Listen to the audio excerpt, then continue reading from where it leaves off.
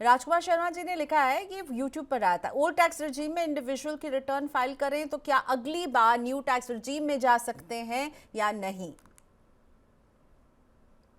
राजकुमार जी देखिए, अगर तो आप सैलरीड एम्प्लॉई हैं तो बिल्कुल आप कितनी भी बार रिजीम चेंज कर सकते हैं।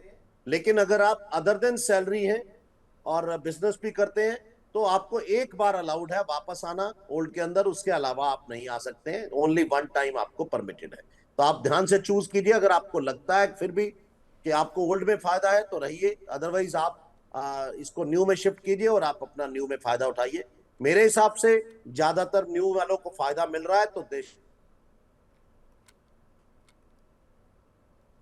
ठीक है, तो आप बिल्कुल ये चेंज कर सकते हैं जितनी बार चाहें, अगर आप सैलरीड हैं तो इस बात का ख्याल रखिएगा। अपर्णा सिंह का क्वेश्चन भी लेते हैं, ये भी ओल्ड और न्यू से ही जुड़ा हुआ सवाल है।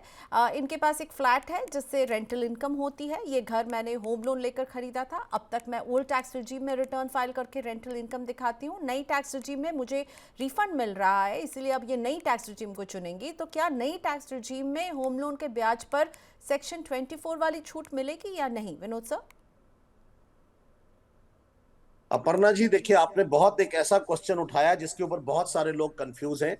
लेकिन इसके ऊपर बिल्कुल क्लियर कट है, कहीं कोई कंफ्यूजन नहीं है कि अगर आपने होम लोन लिया है, आप अगर उसको रेंट आउट कर देते हैं और आपको रेंटल इनकम आ रही है तो आप सेक्शन 624 का जो रिबेट है बिल्कुल न्यू रिजीम में ले सकते हैं। आपको किसी तरह की कोई सोचने की जरूरत नहीं है। न्यू रिजीम में आपको परमिटेड है।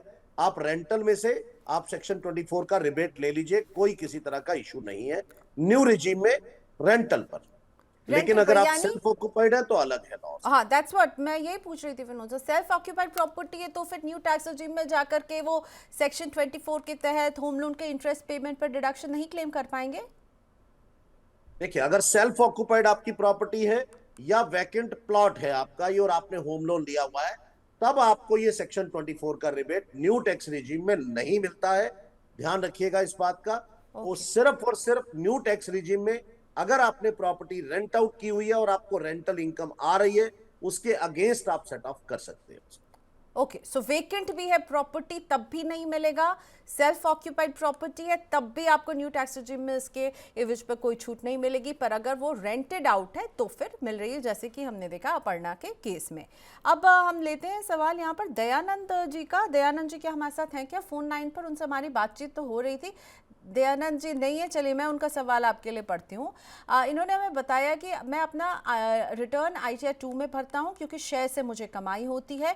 इस फॉर्म में मुझे सेक्शन 1037 एग्जेम्प्ट इनकम वाला जो कॉलम है वो नहीं मिल रहा है। मुझे NHI से कुछ मुआवजा मिला है, तो मैं अपने रिटर्न में इस पर कैसे छूट ले सकता हूँ? ITR 2 में एग्जेम्प्ट इनकम वाला पोर्शन इन्हें नहीं मिल रहा है।